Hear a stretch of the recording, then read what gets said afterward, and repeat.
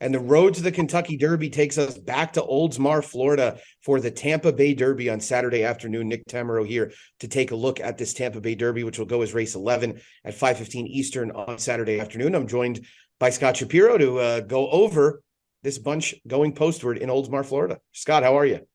Good, Nick. I wish I was with you getting ready to take down the NHC in Vegas, but I'll try to take down my lion's share of maybe the late pick 5 at Tampa, something like that. But it was Cody from Kentucky, Nick, taking down more than one, more than two of last week's big races, championship series races, 50 points to the winner. He vaulted up the leaderboard in the human side of things with TwinSpires leaderboard competition. Now 310 points representing the Bluegrass State, I should say. A couple of light weeks here with the Tampa Bay Derby, but he'll have a little bit of a lead probably heading into the meat of the 100-point races.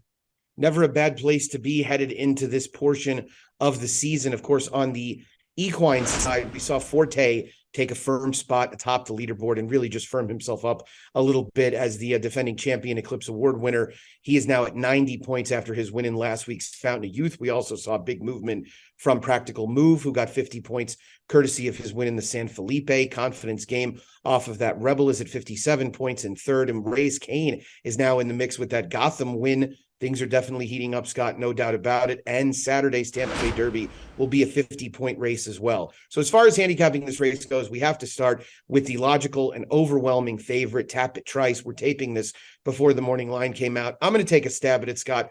4-5 on Tapit Trice. How do you feel about that? I think he probably will go off odds on. I would probably lean towards morning line, probably 6-5, maybe a little more conservative approach. But regardless, he's the clear horse to beat in here, and he should get a good setup. Like the Sam F. Davis, plenty of speed signed on. To me, the clear horse to beat, the likeliest winner, but not a horse that I'd be willing to bet at his likely price, Nick. You got a couple of questions to answer here. He certainly has been scintillating in his one-turn races, but he's trying 2 turns for the first time. He isn't a great horse out of the gate, and this is a full field, so he could have some trouble navigating a trip early on. He does have one of the right men in the saddle in Luis Saez, and then he's, trying a new surface, Tampa Bay, not a racetrack he's been over. So with all of those questions, I respect him quite a bit, but I just can't bet on him. Also comes off of Lasix here, off of that big win at Gulfstream where he was treated with Lasix. He will meet a field that is largely headlined by the runners who were also rans from the Sam F. Davis a month ago at Tampa. They, of course, were bested by Tapit Trice's stablemate Litigate. Let's walk through a few of those, starting off with your top pick, Classic Legacy, who goes as number 3 in this field with Irad Ortiz Jr. in the irons. He was 4th last out in Sam Davis. He was, and you could easily look to horses that beat him to the wire. Classic Car Wash, who had a real weird trip, just barely beat him to the wire. And Groveland, who had a little bit of an odd voyage as well, getting shuffled back a bit, but I thought had a pretty fair run of it. On the other hand, Classic Legacy, a half the Art Collector, a horse that certainly hasn't shown the star power that Art Collector did early on in his career, but does appear to be a horse moving in the right direction.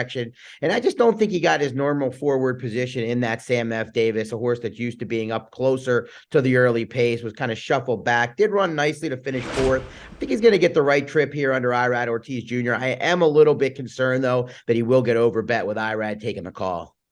So you're comfortable with him being a little closer to the pace, or you'd like to see him maybe sit back and make one run? I just want to see him kind of get out of the gate and not have to work in the early going and being along the inside. I just didn't think he was overly comfortable in that race. The race shape did play towards the way he, towards his style in the Sam F. Davis, where he was able to outfinish horses that were up closer to the pace. But I do think if he can get out of the gate, get forward position, and then relax a little better, he'll probably be at his best. Yeah, the Sam F. Davis is just a really tough race to take a lot from in terms of bet backs or anything of the sort.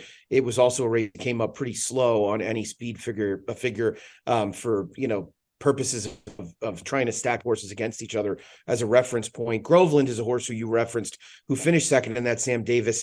I think there might be an argument that outside of Litigate, Groveland was clearly best amongst the balance of the field, just because he was close to that particularly strong pace. He was running on a little bit again late too, and did get in a little bit of traffic trouble coming off the far turn. It just feels like he's got to run a lot better to contend here. Yeah, and I really originally, speaking to your point about the slow numbers and the runner-up needing to run a lot better, was going to be overly against the Sam F. Davis horses. But the honest truth is, Nick, If you're not with on tap at Trice in here, it's pretty hard to get excited about anyone. You've got to be a little bit creative to be excited. And Groveland was 21-1 that day. He's not going to be anywhere near that price in here. He meets a tougher field. So I just thought maybe last time was the time to have him on top, well, obviously not to have him on top, even though he ran well, you lost your money, but to use him in the exotics. Another horse who Tapit Trice has faced is a Shesterkin, who's his stablemate that actually went off the favorite at 4-5 when they met up at Gulfstream on February 4th. He's adding blinkers. Interestingly, Irad is opting to ride your pick Classic Legacy, so Edgard Zayas gets the call. Anything more than a pace factor?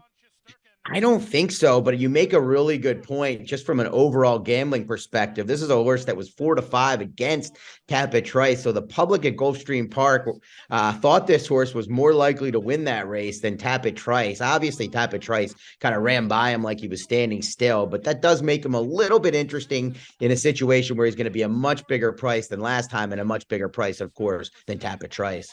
I don't love the rail post, but a horse who I could see getting a piece of this is the one Lord Miles.